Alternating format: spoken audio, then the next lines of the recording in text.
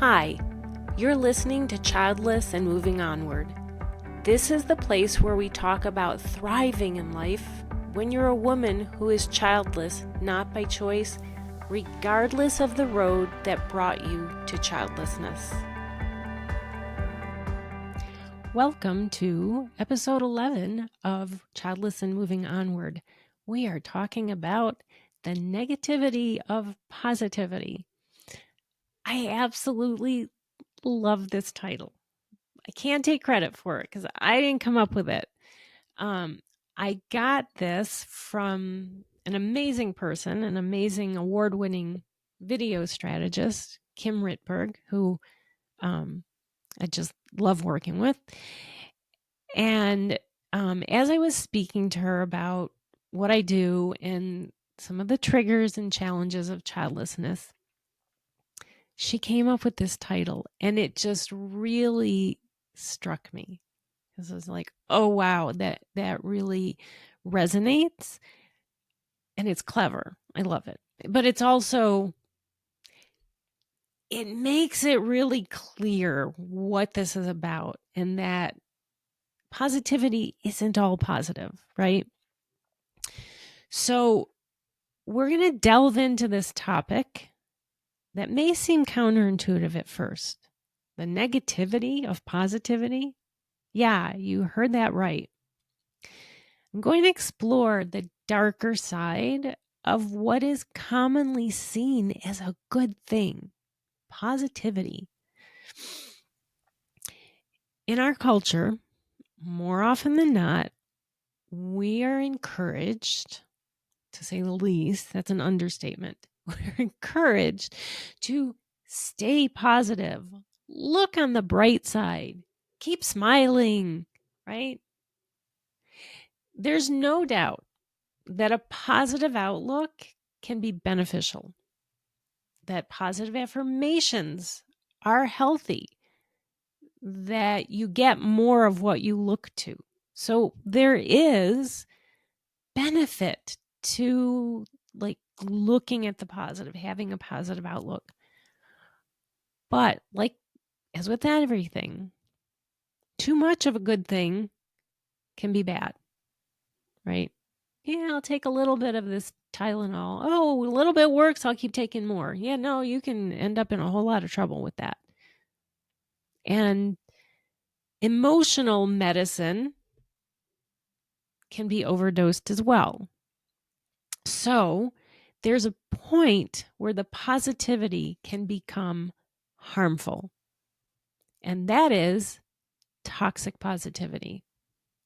But when I've talked about this, as I've finishing up my book, I talk about toxic positivity in the book. But when I first brought it up with the person I'm working with on this, the publisher, they're like, what does that mean? And then when I explained it, oh, okay. And I wrote about it and they read that, they're like, okay, this makes sense. But when you say the negativity of positivity, like, okay, that makes it clear. You may not understand why. Someone may not understand why positivity can be negative, but you get the gist that, okay, there's something bad about it. Our society pushes positivity only.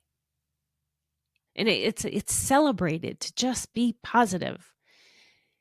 And it's also celebrated, or what is also celebrated is parenthood as the pinnacle of personal achievement. So when you're childless, not by choice, facing not just the pain of your unfulfilled dreams, but you're also facing the harm of positivity that's gone wild, or toxic positivity. I like to think that people are generally well-meaning, but the real effect of it is harm. Okay, so what exactly is toxic positivity? It's the overgeneralization of a happy, optimistic state across all situations. So for someone whose child is not by choice, the comments like, well, everything happens for a reason, or maybe it's for the best, that can feel dismissive. It invalidates your genuine pain and grief. Here's a simple example. This isn't about childlessness, but it kind of helps in the understanding of what toxic positivity is in general.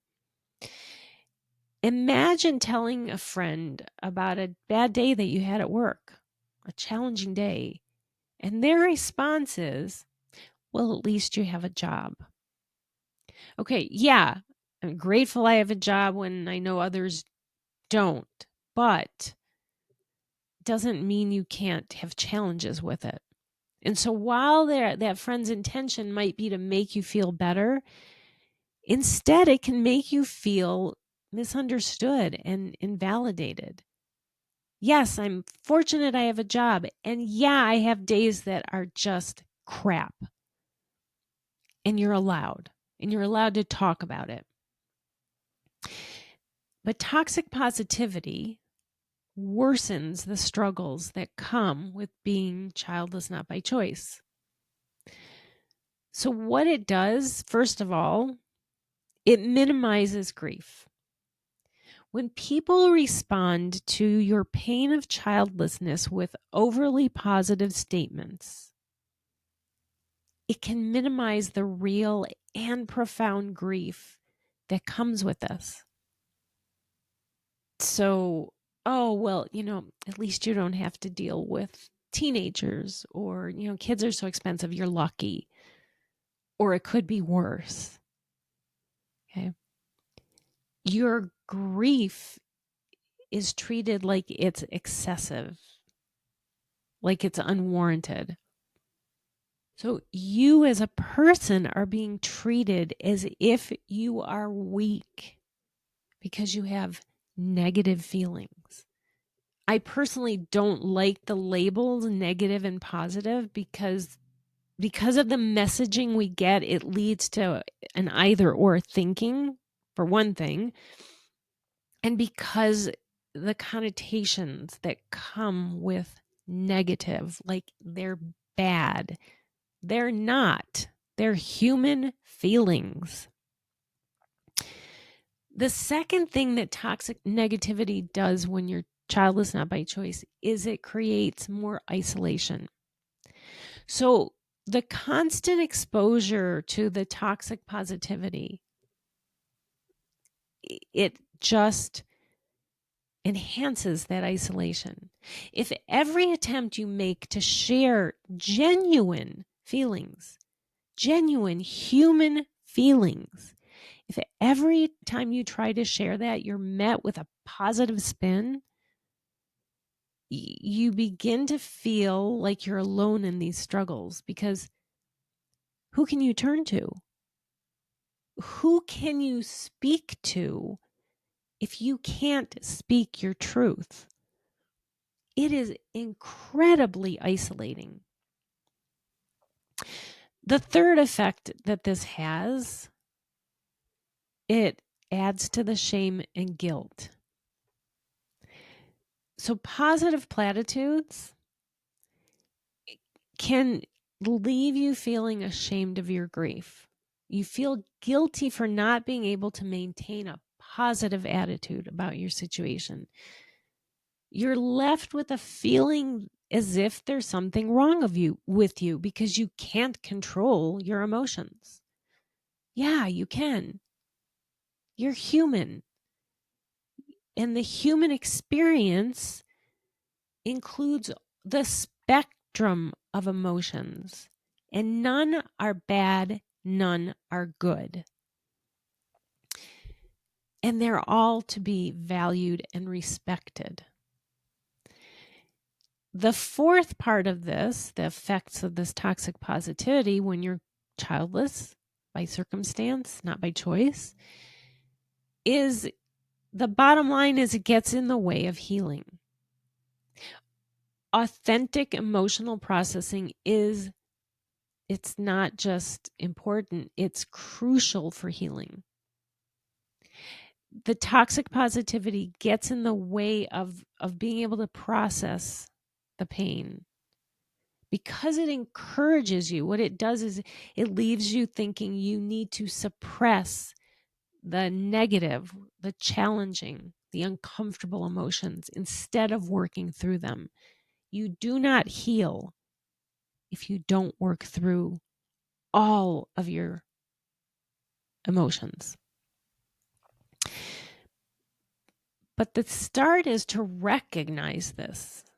Recognize toxic positivity. So what is it in like this? I'm talking about it sort of in terms of like theory. But what is it in real life? How do you know when it happens, especially since we've been so programmed to think this is okay and we're in the wrong for if it bothers us or if we can't think positively? So here's a few things that will be said that kind of like, okay, this is toxic positivity. If your emotions are dismissed with things like don't be sad, just be happy. If your experience is minimized with, it could be worse. If you're shamed or chastised for expressing frustration or anything other than positivity, it'll sound something like you shouldn't feel that way. But there's other ways. If you're being criticized in any way for expressing uncomfortable emotions, you're being shamed. If you're experiencing someone trying to shift your perspective without also acknowledging your pain, look on the bright side. No, think about the positive. You can think about the positive, but along with that, acknowledge the pain. I'm here for you. I see you are in pain. But usually it's just, find the positive in this. Flip it around to something positive.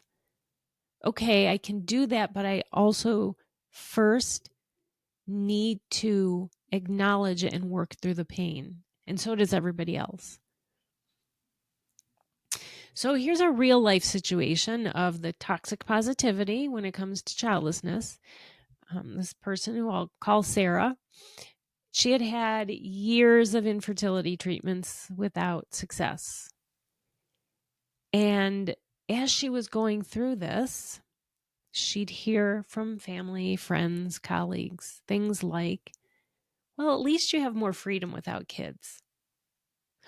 All that did was make her feel like her grief was being brushed aside, like it was excessive, that she shouldn't feel it because she had this positive. So just focus on that and forget about all this that you're going through. And then there was Gina, who had health issues that would make pregnancy a danger for her health, could risk her life. People were pushing other options on her, but of course the other options were all prefaced with, well, just adopt, just have a surrogate. As if any of these things are just simple and easy to do, just go do them. They were not, none of them are simple. Every situation is complex, and none of this worked for her for a variety of reasons. It's really nobody's business why. She doesn't owe anyone an explanation. But in response to her grief, she would hear from people things like, you're lucky you didn't have to deal with the terrible twos. Kids are expensive. Okay. I know of no parent who would say, yeah, I wish I didn't have my kids because then I would have more money and could do, X, Y, and Z. No, I don't know of any parent who would give up their children for that. And yet these are the kinds of things that are said.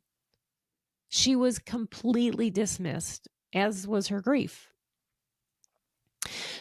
So for anyone who is listening now, because you're here to help someone you care about who is childless by circumstance, not by choice.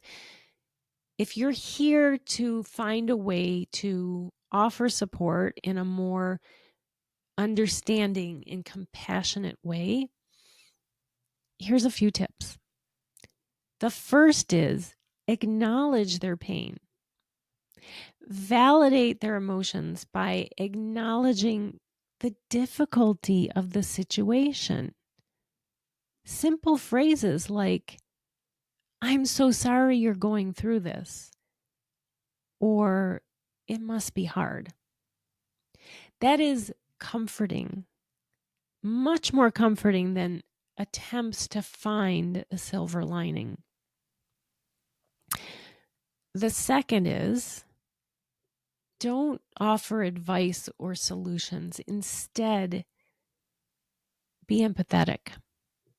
Don't try to fix the problem. Don't give unsolicited advice. Just be there. Listen. Be a shoulder to lean on. Oftentimes, words aren't what someone wants when they're grieving, when they're in pain. Sometimes the best support is just to be present. And I don't just mean physically, emotionally. That presence is felt.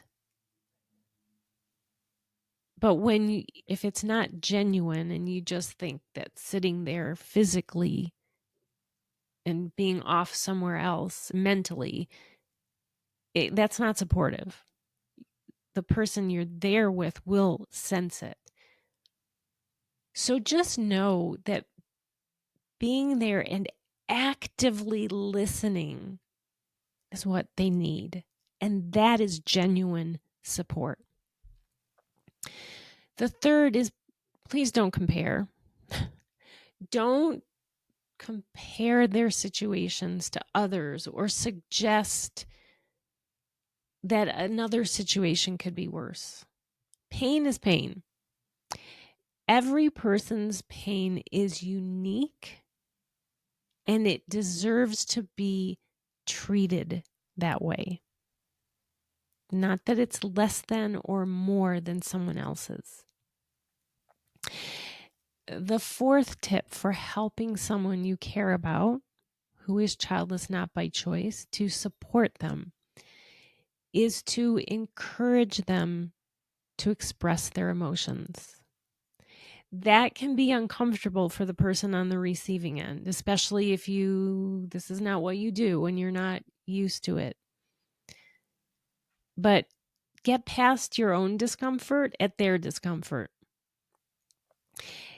So that's the thing. It's actually easy to be there to allow them to express themselves because you don't have to give them advice. You don't have to have the solution for them. You don't have to think of something clever to say. In fact, you shouldn't. Very simple statements of, I'm here for you. This must be hard. That's all that's needed. So give them a safe space to express their feelings and do it without judgment. Let them know that whatever they're feeling is okay. There's no bad feelings or good feelings. Let them know it's okay for them to feel sad, to be angry, to be frustrated, whatever emotions they're feeling. Now, on the flip side, for those of you who are childless by circumstance, not by choice, Here are my 3 tips for you. The first is recognize the signs of toxic positivity. I'm saying that because it's become so second nature, so part of society that you're just supposed to think positive, that sometimes we've moved away from recognizing that no, that's not okay. But it's important to recognize those signs, because if you don't, you can easily be pulled into believing that the person who's doing this is right, that it's okay to be doing this, and that you are wrong for feeling the way that you do. If someone is forcing you to hide your feelings, to pretend they're not there, to minimize them, or they are in any way invalidating your feelings, that's toxic positivity, and it is not okay. The second tip, don't ignore your feelings. All of our emotions are here to tell us something, to let us know something. Your pain is part of the human experience, and you are not less than because you allow negative emotions. No, you're not less than. You are human. The third tip is establish boundaries. Sometimes that means telling someone outright that what they're pushing on you is toxic positivity and it's wrong. They need to stop. They need to know you need a safe space to feel the way you feel. So sometimes it just means teaching that person. Some people are teachable. Some people will listen and be like, okay, I get your point, and I will stop. So when you're dealing with someone who you know will listen or you think might be open to that, let them know that what they're doing is harmful. And you need to feel safe to feel what you're feeling, because you can't heal without them. Other times, though, it's someone who you know they're not going to listen. And boundaries then means staying away from them. And that's okay. Sometimes it's temporary. Sometimes it's permanent. Either way, setting that boundary is healthy because you're taking care of yourself. It's for your own well-being, and it's nothing that you should feel guilty about. Boundaries are healthy. All right, that is it for today. I'll see you next week. Thanks for joining me. I appreciate you listening. I hope this episode was helpful to you. If you liked what you heard, schedule a free discovery call with me to see how I can help you to feel worthy and live a fulfilling life. To schedule, click on the link in the episode notes, or you can find it on my website at pathonward.com. You can also see more from me on Instagram at Childless Path Onward and Facebook and YouTube at Path Onward. Until next week, thanks again for listening.